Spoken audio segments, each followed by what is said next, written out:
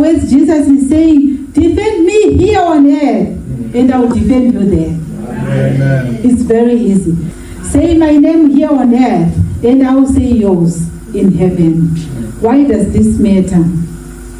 So in terms of persecution, mockery, pressure, if you stay silent, it reminds us that your loyalty to Jesus is questionable. It's not there if somebody's coming up.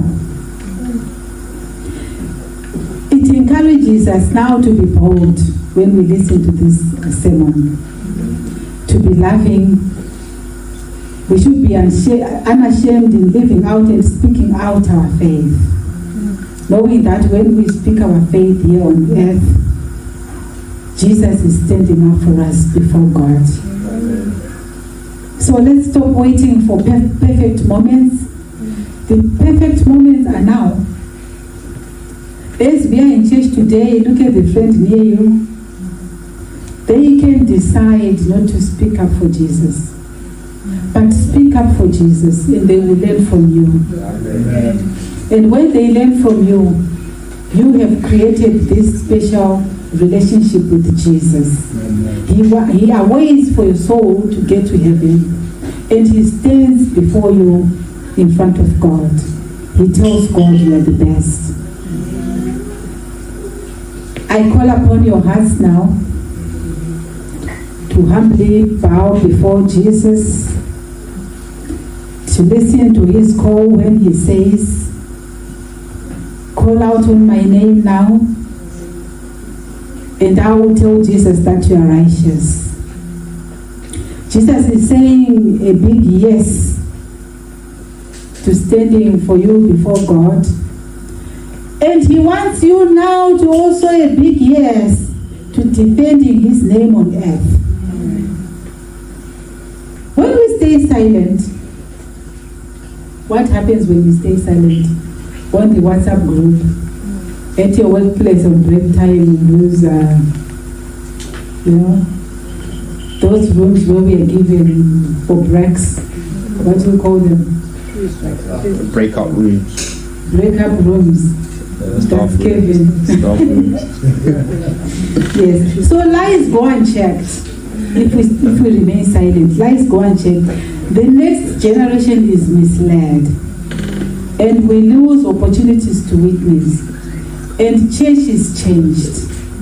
It's no longer the church that Jesus said to Apostle Peter and the disciples, they should start a church on earth. That new church that was started, it changes. If we decide to remain silent, if we decide we are not going to defend the word. So, as beloved people, have you sanctified Jesus Christ as your Lord in your heart? Amen. Amen. I will take that as serious. You cannot defend what you don't believe in. You have to believe in Jesus. For you to then stand there and say, I am going to defend him. You cannot share what you don't carry. So are you carrying Jesus in your heart? So Jesus said in John 14 verse 6, I am the way, I am the truth, and I am the life. So defend the way. We are being called to defend the way. Defend the truth. We are being called to defend the truth. Defend life, because that's true life in Jesus. So we are being called to defend the true life. So you are not just a believer on this earth when you believe in Jesus Christ. You are a witness to all the truth that must be happening on this earth. It is the truth because Jesus came on earth and he said it himself. And you are supposed to then stand there preaching it and stand as a witness to see it is happening. If it is not happening, defend. That's the sermon today. You then have to defend. And when you don't speak up for Jesus, or let me come the other way. And when you speak up for Jesus, heaven stands with you. Amen. Because I know people have that question, what if I speak about Jesus and then I'm rejected? You are rejected by the world, but the heavens are with you. Matthew 10 verses 32 says, it's Jesus speaking. Whoever acknowledges or confesses me before people, what we are afraid of doing today. But Jesus is saying, if you acknowledge and confess him before people, I will acknowledge or confess you before my Father who is in heaven. So this takes me to the journey of the soul when I go to this Bible verse. Okay, I have defended Jesus on earth. I have told everything that people are saying is not comfortable saying on earth. And then my soul has left my body. I am now in heaven. And I am standing there and the videos are playing. All those videos that are bad. But Jesus is standing there to God saying, but you know what? Look at that video. Yes, you can see that, God, but look at that one. There he was defending. He defended in church. He defended in the community. He defended at his workplace. So Jesus will be there to defend you before God.